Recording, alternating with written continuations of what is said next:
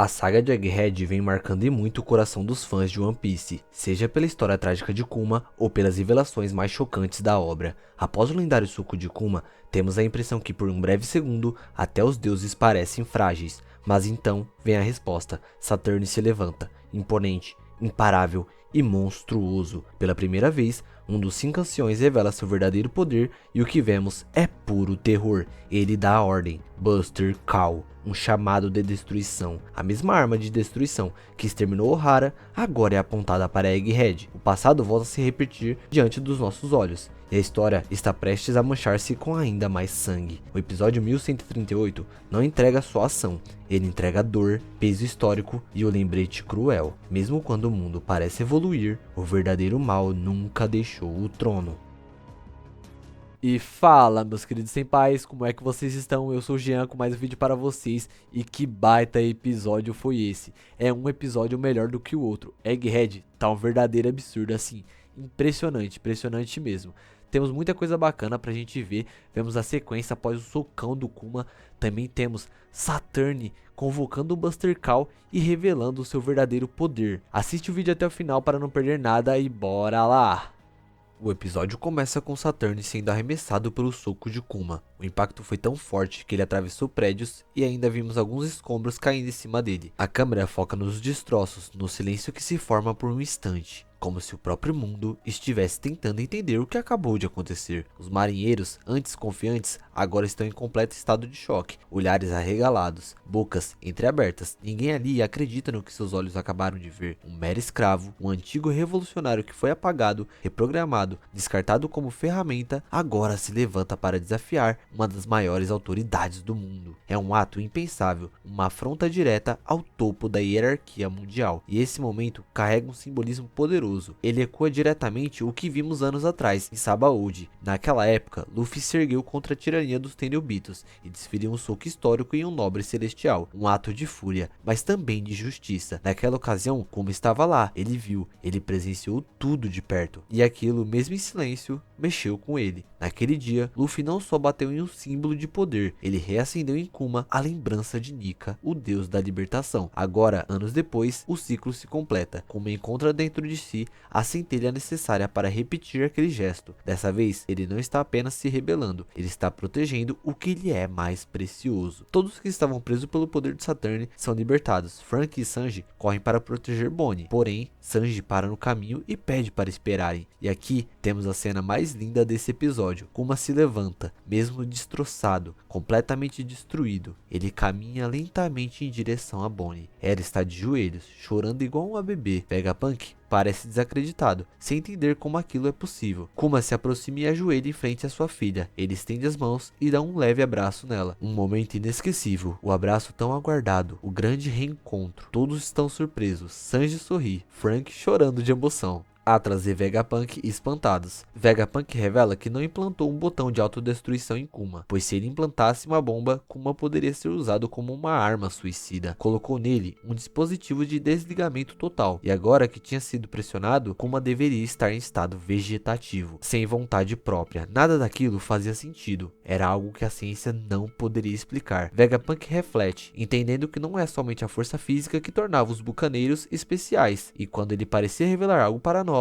a cena corta deixando o mistério no ar. Pô, assim o fã de One Piece enlouquece de vez, né? Já são muitos mistérios na cabeça. Ele deu a entender que tudo isso tem mesmo a ver que Kuma é um bucaneiro, o que pode ser algo relacionado a uma vontade maior. Os bucaneiros provavelmente são a mistura dos gigantes com alguma outra raça especial, que tem uma ligação com o reino antigo. Algo que me deixa intrigado também é a semelhança entre Kuma, Barba Branca e Barba Negra. Eles têm em comum a força física e essa aparência mais robusta. Mesmo estando inconsciente, Kuma ainda se movimentava, como se seu subconsciente estivesse trabalhando, ou até mesmo, quem sabe, uma segunda alma. Caso Tite realmente fosse um bucaneiro, isso até poderia explicar o porquê de ele ter duas Akuma no Mi. Ele tem realmente um corpo estranho que pode sim estar ligado ao poder oculto dos bucaneiros. Mas por que Kuma e Barba Branca também usufruíram de duas frutas? A resposta pode ser mais simples do que parece. conhecimento. Teach é um grande estudioso, ele sabe muito bem os atalhos que esse mundo pode oferecer, e talvez ele tenha descoberto que com sua linhagem especial é possível ter duas Akuma no Mi, e por isso os bucaneiros são vistos como uma raça proibida e amaldiçoada, porque além de serem seguidores da lenda de Nika, eles possuem esse poder oculto que ameaça o governo mundial. Voltando para o episódio, vemos um momento emocionante. Bonnie agradece a Akuma e diz que viu todas as suas lembranças, todo o sofrimento que ele passou e como ele cuidou dela com carinho, mesmo nos piores momentos. Mas um detalhe chama muita atenção. Em uma das cenas, Bonnie segura um livro e começa a falar sobre as Ilhas do Céu. Esse livro, na verdade, é o mesmo que Kuma carrega consigo durante toda a sua jornada. Na capa está escrito Bíblia. Traduzido para português, Bíblia significa Bíblia, e no japonês essa palavra pode ser representada de duas formas diferentes. Seishu, que refere diretamente à Bíblia cristã, e Baiburu, que também pode ser usada como uma referência a um guia definitivo ou uma enciclopédia. E aqui entra um detalhe genial. Bonnie usa esse livro exatamente para apontar uma localização, o que fortalece a ideia de que ele pode ser muito mais do que apenas uma referência religiosa. Ele pode ser um verdadeiro guia do mundo, uma enciclopédia com os mistérios do planeta e talvez até do céu. Sabemos que o Oda adora brincar com simbolismos e interpretações duplas, e o fato de a localização indicada ser justamente uma ilha do céu pode sim ser uma referência à Bíblia cristã, com toda a sua carga espiritual, mas também pode ser um indicativo de que esse livro é a chave para os grandes segredos do mundo. Na minha visão, ele não é apenas uma bíblia no sentido religioso, mas sim uma bíblia dos lugares, um verdadeiro manual do desconhecido. Bonnie também fala sobre sua mãe mesmo sem ter conhecido. Através das memórias de Kuma, ela pôde enxergar como era uma pessoa maravilhosa. Agora ela também consegue ver o quanto Kuma sempre pensou nela. Escrevia cartas todos os dias, que infelizmente eram rasgadas pela agente do governo mundial. Outra parte bem bacana nesse flashback é que mostra os lugares que ele visitou, e por curiosidade, é justamente para onde ele enviou os chapéus de palha no incidente de Sabaody, o que demonstra também que ele selecionou com carinho onde cada chapéu deveria treinar. Convenhamos que só o Sanji se lascou nessa brincadeira aí, né?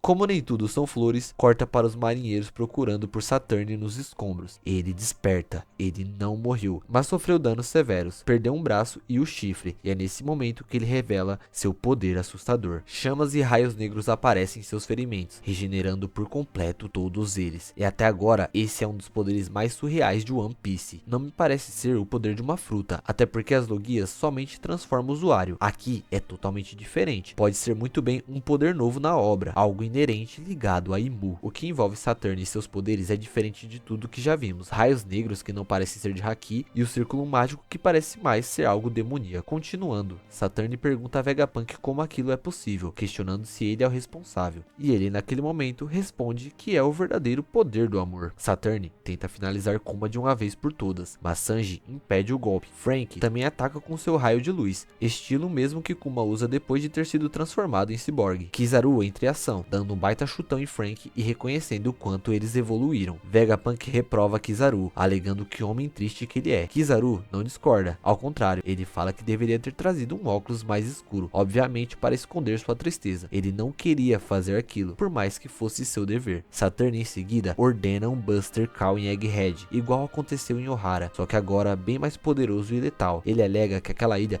tem diversas inconsistências, pessoas estudando o século perdido, uma raça que propaga a lenda de Nika e o despertar de um deus antigo, o próprio Nika em Luffy. E tudo isso deve ter sua existência apagada do mundo.